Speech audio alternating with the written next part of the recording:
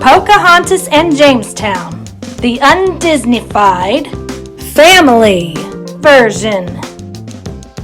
Jamestown was the first permanent English colony in North America. For over 100 years, England and Spain were in competition for colonization of North and South America.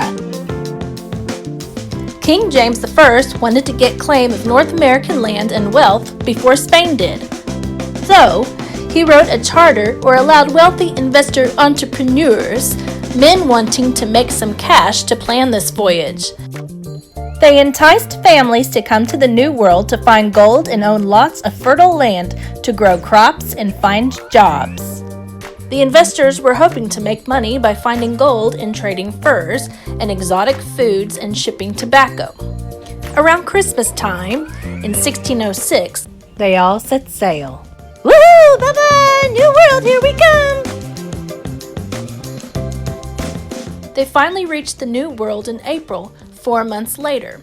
So they chose the island deep inside of Chesapeake Bay to sort of hide from the Spaniards, and because of the deep water close to the land, it made it easier to unload the ship.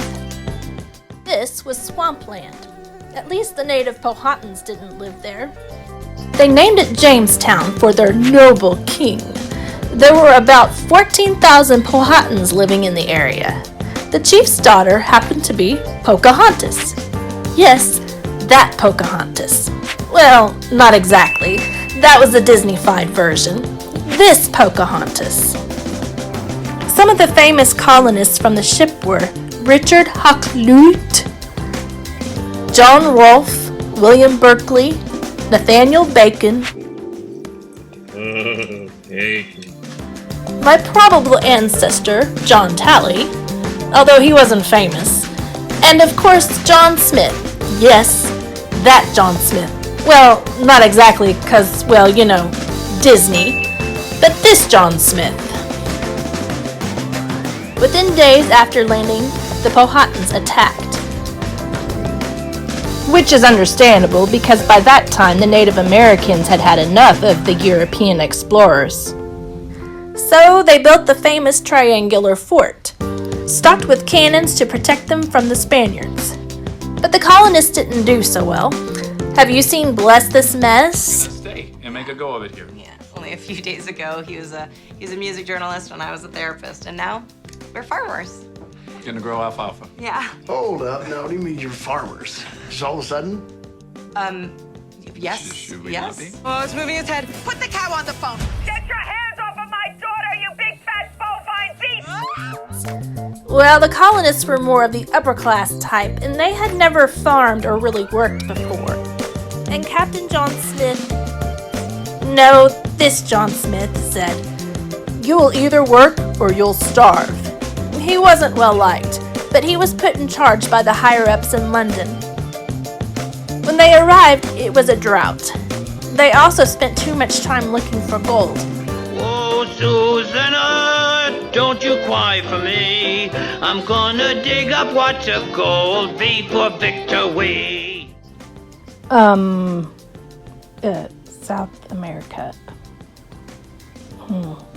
So they called this the starving time, and it wasn't pretty. You don't want to know. The land they lived on was swampland. And what loves swamp? Mosquitoes. So the water they had was swampy, and mosquitoes gave them malaria. People were dying. They ate their shoes. Finally, a ship came from England, and they were about to ditch Jamestown and go back when another ship arrived.